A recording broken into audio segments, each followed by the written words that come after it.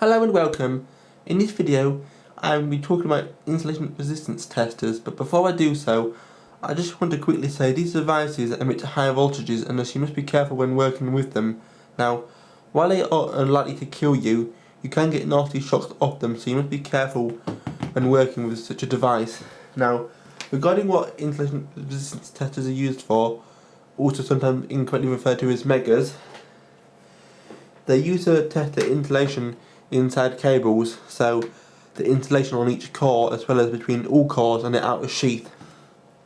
Now, this tester has got 3 terminals: live, ground and earth. I won't be using ground for this video, so we'll ignore it.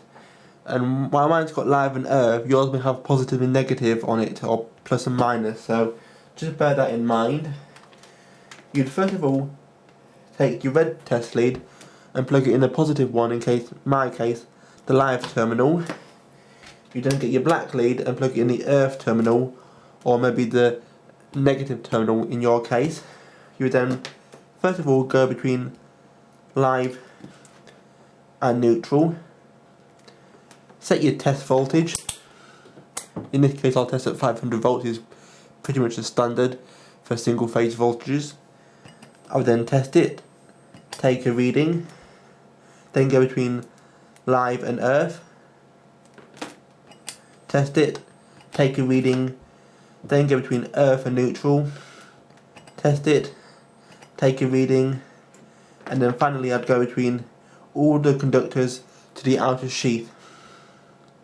So I just hit it off for this purpose, and then I would go like so to all conductors to the outer sheath, test it and take a reading. And as you see in this case, it's over 2000 ohms, so I've got to max out, and that sign, as you see right there, means it's beyond what the display can show. So that's the basics of how you test for the resistance inside cables. Now, it might vary by country, but in the UK, under 1 mega ohm is a fail, and under 2 mega ohms you have to investigate. Now, also I want to say that the different meters and different insulation resistance testers, this is a fairly basic one that just does DC testing, but they come in all sorts of forms and varieties, and some test with AC voltages as well. Anyway, I won't go into the technical details of these sort of devices, but what I will say is this cable is made up for this video. It's specifically damaged here, but normally you'd expect when testing between each core in the cable to have a value of well excess of 2 mega ohms. So that concludes the basics of testing wires and cables for insulation resistance. Now, regarding other cable types, you can test flex cables in exactly the same way. It doesn't have to be solid core, but I just used it for this example.